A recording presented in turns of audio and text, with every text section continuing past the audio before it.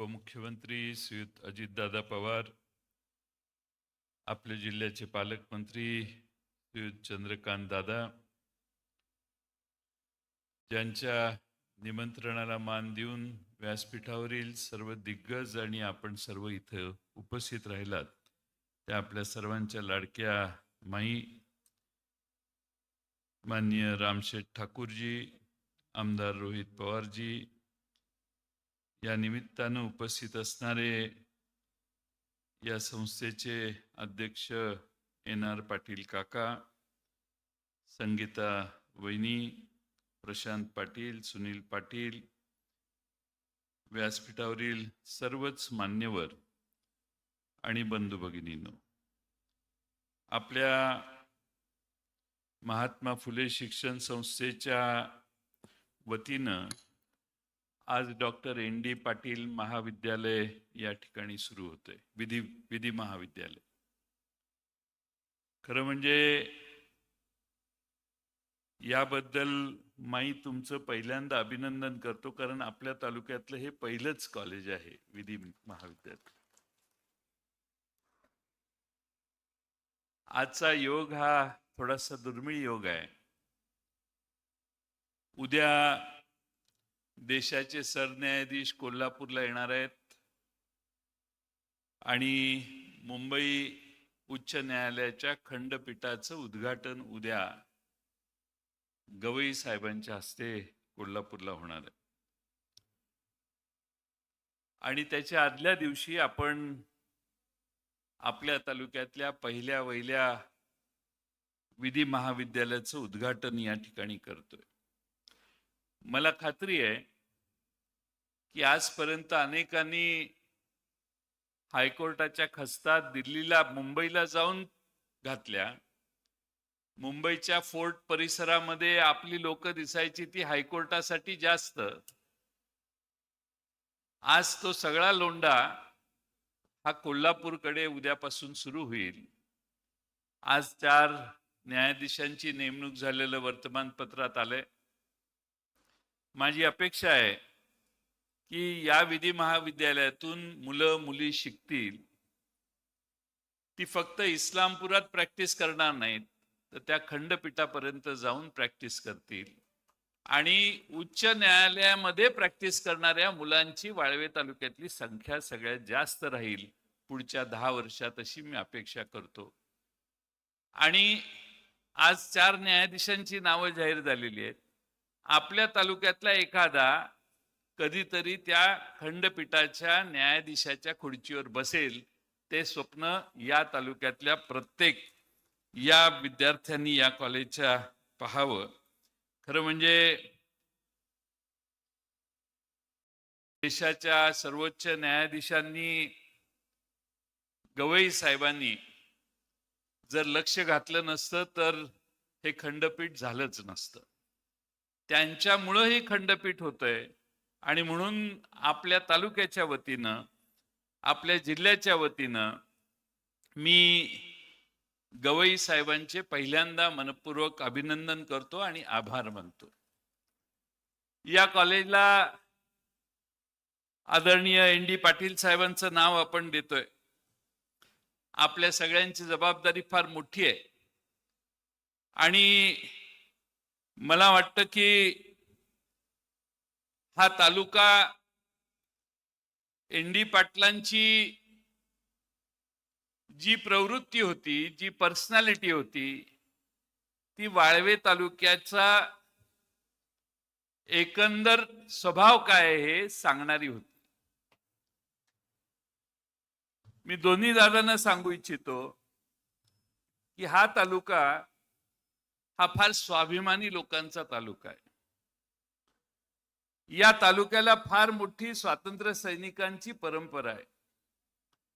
क्रांतिसिंह नाना पाटील याच तालुक्यातले, नागनाथ नायकवडी याच तालुक्यातले, बाबूजी पाटणकर याच तालुक्यातले, बर्डे गुरुजी याच तालुक्यातले, पांडू मास्तर देखील याच तालुक्यातले नवे, अशी असंख्य यादी मोठी आहे की ज्यांनी ब्रिटिशांशी संघर्ष करताना कधीही माघार घेतली नाही. या तालुक्याचं हे सगळ्यात मोठं वैशिष्ट्य आहे. कदाचित भारतातल्या सगळ्या तालुक्यांपेक्षा वाळवे तालुका वेगळा आहे असं मी मानतो. तुम्हाला असा तालुका सापडणार नाही की ज्याच्यात लढवाई प्रवृत्ती आहे, लढण्याची मानसिकता आहे. लढाई करायची असेल तर ती शेवटपर्यंत निकराने करायची, हे आयुष्याच्या शेवटपर्यंत एन.डी. पाटील सरांनी दाखवून दिलं. हा या तालुक्याचा आदर्श आहे. आणि म्हणून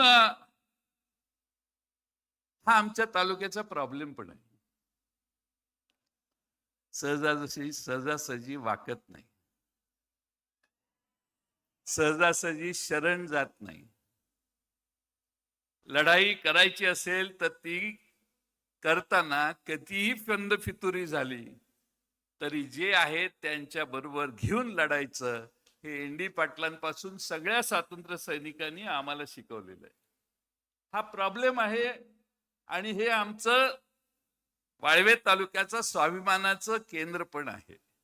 आणि म्हणून हा तालुका हा निश्चितपणानं आज कायद्याचं राज्य म्हणून जे आपण देशात म्हणतो, त्या कायद्याच्या राज्यात आमच्या तालुक्यातली मुलं जास्तीत जास्त शिकावीत आणि कायदा शिकणारी मुलं आमची कोर्टात, हायकोर्टात, सुप्रीम कोर्टात जावीत, अशा अपेक्षेनं माईंनी पुढाकार घेऊन हे कॉलेज सुरू केलेलं आहे. माई, तुमचं मनपूर्वक अभिनंदन.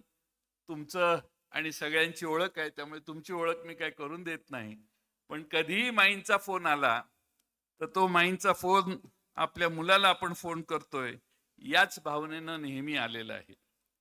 खरं म्हणजे स्वातंत्र्य चळवळीमध्ये फार मोठं योगदान वकिलांचं आहे असं मी म्हणेन.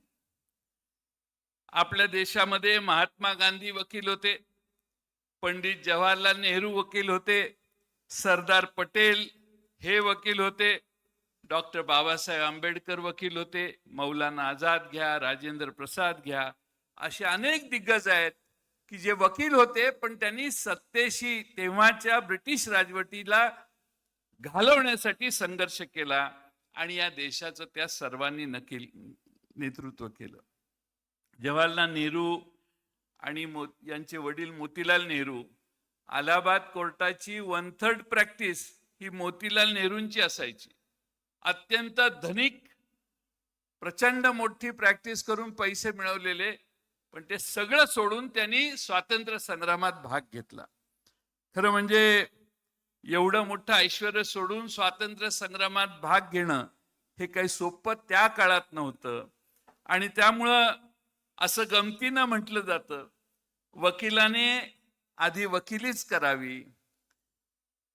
झालाच तर मोतीलाल नेहरू, जर चालली नाही वकिली तर राजकारणात गेलं तर अशा मोठ्या प्रवृत्तीपर्यंतही पोचता येतं.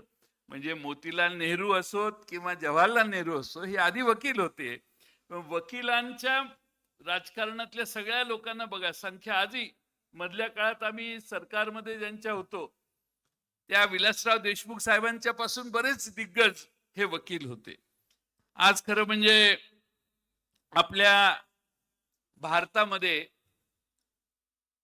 पूर्वी लॉ कॉलेज भरायचं नाही, पण आता सगळ्यांना लॉ कडे जायची फार इच्छा व्हायला लागली. आपले कपिल सिब्बल हे IAS होते. IAS न होता राजीनामा देऊन त्यांनी लॉची प्रॅक्टिस सुरू केली. लॉच्या लाईनमध्ये ते गेले आणि आज देशातले सर्वात मोठे वकील ते आज झालेले आहेत.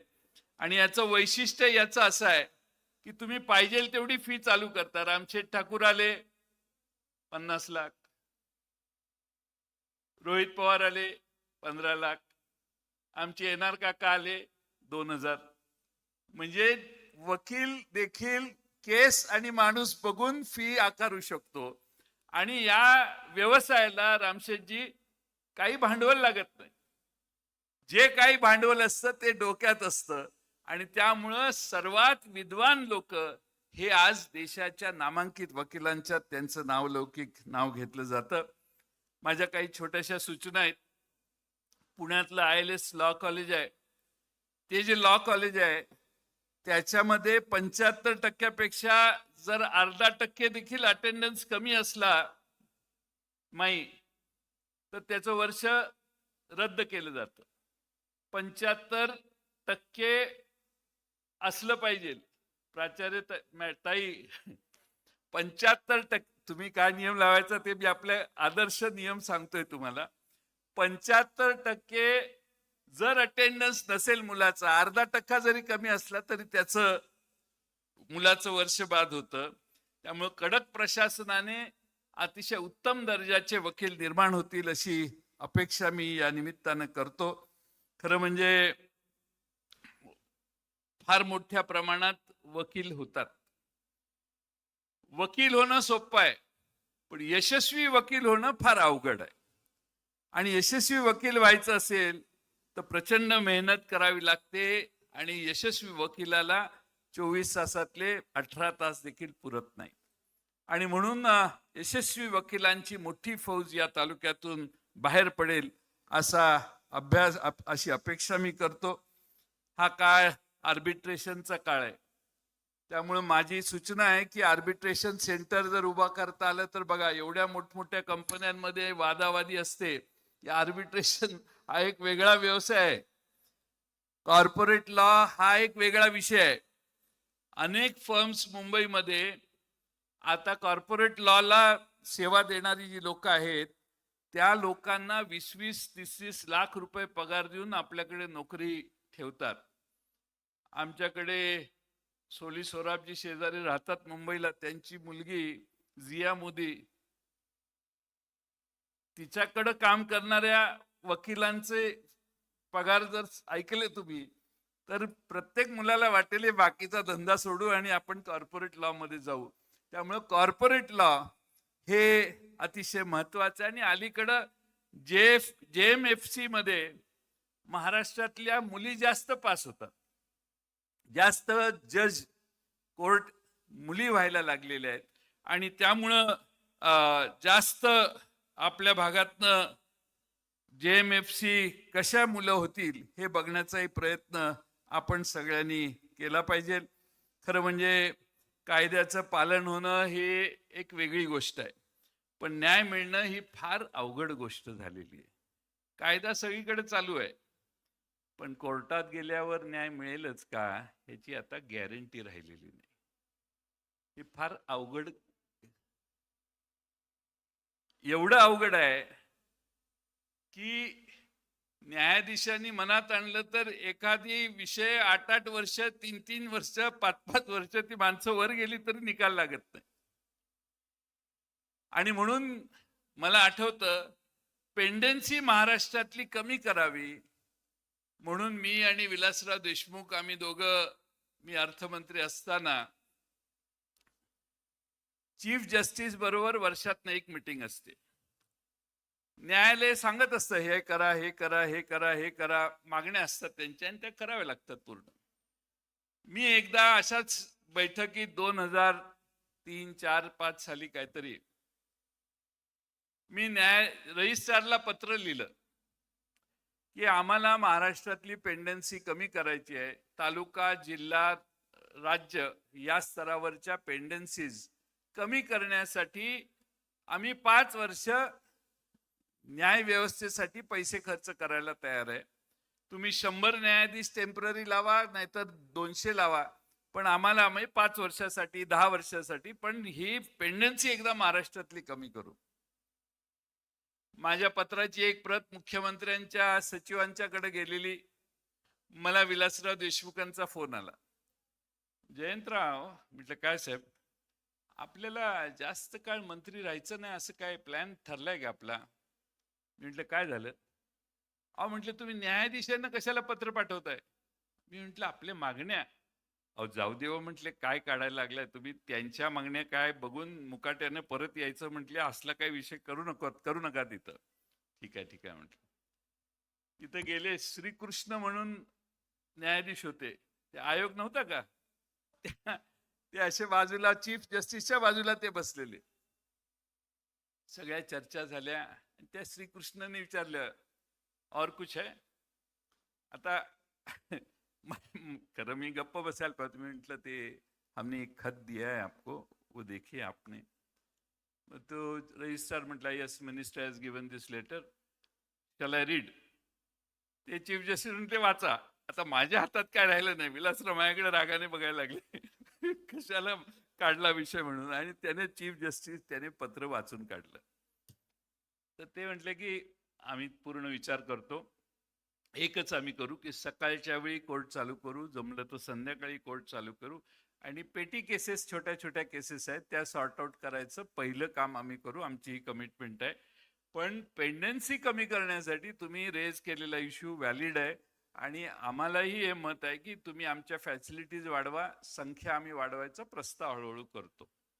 सांगायचा मुद्दा की महाराष्ट्रात, देशात लाखो लोक कोर्टातच बसलेली असतात. एक केस म्हणजे दोन्ही बाजूने 4-5 लोक. आणि म्हणून या देशातल्या पेंडन्सी कमी करायचा हा देशाचा प्रश्न आहे. पण राज्याचे अर्थमंत्री इथं आलेले आहेत, मी त्यांना विनंती करेन की महाराष्ट्रातल्या पेंडन्सीचा एकदा आढावा घ्यावा. आणि महाराष्ट्रातल्या पेंडन्सीमध्ये आता 4 जजेस इकडे आलेले आहेत आपल्या हायकोर्टाचे खंडपीठाला. आणि मला वाटतं केसेस 5 ते 7 लाख केसेस मुंबईतल्या इकडे शिफ्ट होतील. कोल्हापूर, सिंधुदुर्ग, रत्नागिरी, सांगली, सातारा, सोलापूरच्या. त्यामुळे फार मोठ्या प्रमाणात केसेस शिफ्ट झाल्या की मुंबईपेक्षा इथं जास्त गर्दी होईल, आणि त्याचाही विचार त्यांच्याकडून होईल अशी अपेक्षा या निमित्तानं करतो. एक अतिशय चांगलं कॉलेज या ठिकाणी होताना मानसशास्त्र संशोधन केंद्रही माईंच्या नावाने या ठिकाणी सुरू होतंय, आणि डॉक्टर ND पाटील बहुउद्देशीय सभागृह देखील या ठिकाणी होतंय. या ठिकाणी आपण सगळ्यांनी जेवढ्या घोषणा कराल तेवढी देणगी माईंना मिळेल. मग शिल्लक राहिलेलं मी आणि माई बसून ठरवतो काय करायचं. आता माझी